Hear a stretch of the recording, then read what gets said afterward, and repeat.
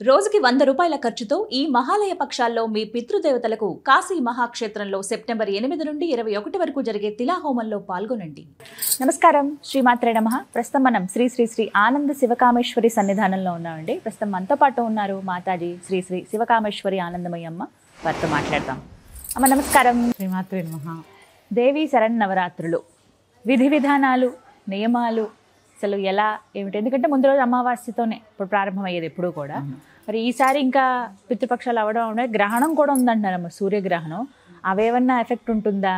ఇప్పుడు మొదటి రోజు నుంచే ప్రారంభించుకోవాలి కాబట్టి ఎలా చేసుకోవాలి, ఏమేమి సిద్ధపరచుకోవాలి, ఎలాంటి నియమాలు ఉంటాయి, జాగ్రత్తలు, ఇవన్నీ చెప్పండి అమ్మ. యాదేవి సర్వభూతేషు శక్తి రూపేణ సంస్థిత. నమస్తస్యై నమస్తస్యై నమస్తస్యై నమో నమః. శ్రీ గురుభ్యో నమః. శరన్నవరాత్రి యొక్క నియమాలు మీరు అన్నట్టు గ్రహణము, అమావాస్య, ఎప్పుడూ కూడా పితృపక్ష అమావాస్య అయిపోయిన వెంటనే శరన్నవరాత్రులు మొదలవుతాయి. ఈసారి ఏదో గ్రహణం ఉంది అంటున్నారు. మనకి భారతదేశంలో గ్రహణం లేదు అని అంటున్నారు. లేదు కూడా, లేనివి పాటించక్కర్లేదు. స్నానాలు చేయడము, జప ఇవన్నీ అవసరం లేదు. ఏవైనా మీకు మంత్రదీక్షలు ఉంటే సూర్యుడు ఎక్కడైనా సూర్యుడే కాబట్టి స్నానం చేసి ఒక గంట జపం చేసుకోండి చాలు. కానీ మిగిలిన వాళ్ళకైతే ఏం పెద్ద నియమాలు అయితే ఏమీ లేవు.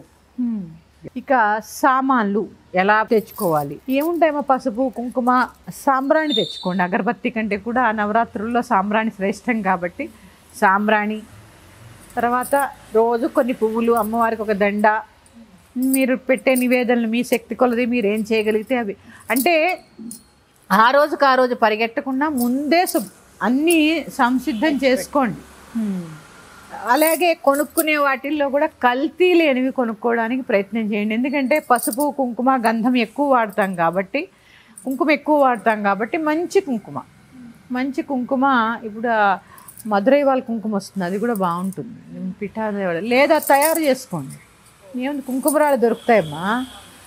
పసుపు మీరు పట్టించుకుని బయట తెచ్చుకుని కొమ్ములు, ఆ కుంకుమరాయి ఇంత వేసి ఆకుపచ్చ రంగులో ఉంటుంది, ఇంత వేసి నూరితే ఎర్రగా ఇంత పౌడర్ వస్తుంది. దాంట్లో మీకు కావలసినవి చేసుకోవచ్చు. జవ్వాది కలపచ్చు, కస్తూరి కలపచ్చు, ఇట్లా రకరకాల పచ్చకర్పూరం కలపచ్చు, ఇట్లా రకరకాలుగా మీరు కుంకుమ తయారు చేసుకోవచ్చు. ఆ పసుపు శ్రేష్టమైనదిగా చూసుకోండి ముఖ్యంగా. ఎందుకంటే కాళ్ళకి రాసుకుంటాం, మొహానికి రాసుకుంటాం, ఎటువంటి కెమికల్స్ లేనివైతే బాగుంటుంది. అదొక్కటి కొంచెం రీసెర్చ్ చేసి తెచ్చుకోండి పసుపు కుంకుమ. అలాగే అమ్మకి సుగంధ ద్రవ్యాలంటే ఇష్టం.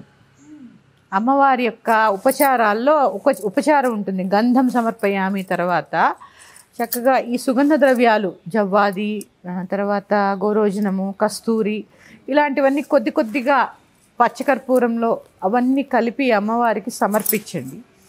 అన్నిటికన్నా ఇష్టమైనది అమ్మవారికి తాంబూలం. కర్పూర వీటికామోద సమాకర్ష దిగంతర. అమ్మవారు వేసుకునే కర్పూరానికి సమస్త దిగంతాలు ఆకర్షణ అవుతాయట. లలితా సహస్రనామంలో చెప్పబడింది. నేను ఒకసారి వేరే ఛానల్లో కూడా ఈ విషయం చెప్పాను, అసలు తాంబూలం ఎలా చేసుకోవాలి అనేది.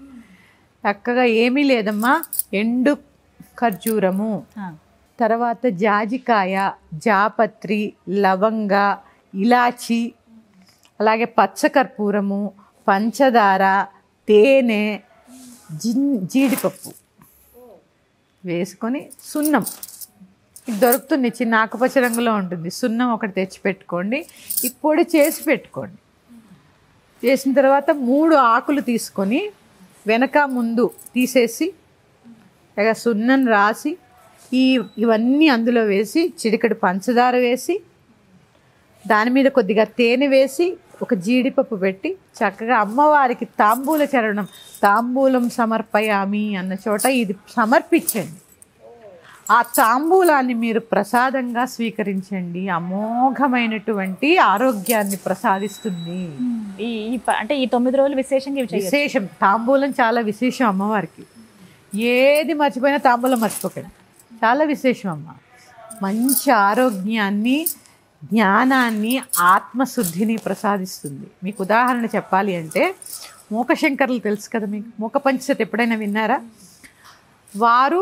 వారితో పాటు ఒకరు ఈ కామాక్షి ఆలయంలో తపస్సు చేసుకుంటున్నారు.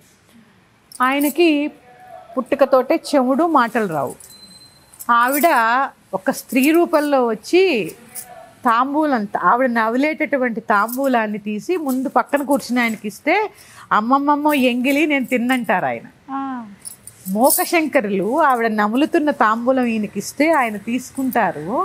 అప్పుడు అమ్మ ఆయనకి సాక్షాత్కారం ఇస్తే ఆవిడ ఎంగిలి తిన్నందుకు ఆయనకి మాట వచ్చి 500 శ్లోకాలు ఆసువుగా చెప్తారు ఆయన.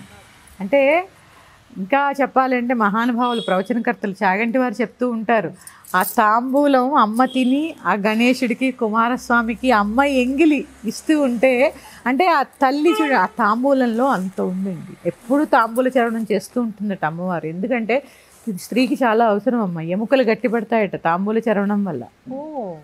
ఏదో తాంబూలం వేసుకుంటున్నాము పళ్ళు పాడైపోతున్నాయి అలా కాకుండా చక్కగా అందరూ తాంబూల చరణం చేయడం అనేది మంచి అలవాటు. తమలపాకులు రక్తశుద్ధి, సున్నం కాల్షియము, ఇందులో ఉండే పదార్థాలన్నీ కూడా కొంత వేడిని కలగజేసి మన శరీరాన్ని శుద్ధి చేస్తూ ఉంటాయి. అందుకని తాంబూల చరణం అనేది చాలా చాలా మంచిది మనకి కూడా, ఆరోగ్యపరంగా కూడా.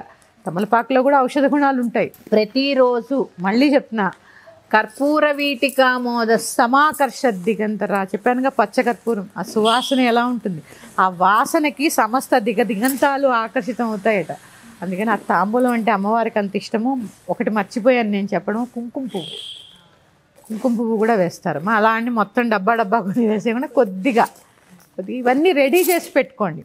ఒక డబ్బాలో వేసి పెట్టుకుంటే తాంబూలం అనగానే ఒక చెంచాడు వేయడం, కాస్త పంచదార తేనె వేయడం, అమ్మవారికి తాంబూలం సమర్పించడం, భోజనం చేసి ఆ తాంబూలం మర్చిపోకుండా వేసుకోండి. వక్కపొడి తెలుసు కదా, వక్కపొడి ఇట్లా ఆ 9 రోజులు వేసుకోండి, చాలా మంచిదమ్మా.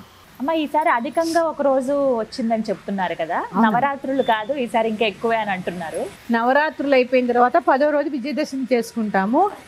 ఈసారి మనం 10 రాత్రులు చేసుకున్నాక 11వ రోజు విజయదశమి. ఎందుకు అంటే మరి ఇది ఎలా అవుతుందండి అంటే ఖచ్చితంగా అవుతుంది. తిథి కదా, మనది ఎలాగా తిథిని బట్టి ఆధారపడి ఉంటాయి కదా. చవితి తిథి 2 రోజులు వచ్చింది, ఒక రోజు పూర్తిగా వచ్చి తర్వాత రోజు సూర్యోదయానికి 2 రోజులు వచ్చింది. అందుకని ఏంటంటే ఇలా ద్వయం వచ్చింది కాబట్టి ఒక అలంకారం కూడా ఎక్కువ వస్తుంది ఈసారి. 4వ రోజు 5వ రోజు అది చవితి 4 కదా, అందుకని ఒక అలంకారం కూడా ఎక్కువ వస్తుంది ఈసారి. అందుకే విశేషంగా 11 ఎప్పుడు కూడా 10 రోజులు అర్చించుకుంటాం, ఈసారి 11 రోజులు అర్చించుకోవచ్చు అమ్మవారిని. అందుకే అమ్మ ఈ రెడీ చేసిన సామాన్లు అయితే ఇవే అమ్మ, పసుపు కుంకుమ సాంబ్రాణి అక్షింతలు కాదమ్మా, అక్షతలు క్షతము కానివి అంటే నాశనము లేనివి. ఇట్లా విరిగిపోయిన బియ్యము చూసుకోండి అమ్మ, బియ్యం కూడా నడుము విరిగిన బియ్యం అక్షంతలు చేయకూడదు. నడుము విరిగిన బియ్యము అలా ధాన్యంలాగే ఉన్న బియ్యం చక్కగా చూసుకొని ఒక డబ్బాలో అన్నీ రెడీ పెట్టుకోండి. ధన్యవాదాలమ్మా. శ్రీమాత్రే నమః.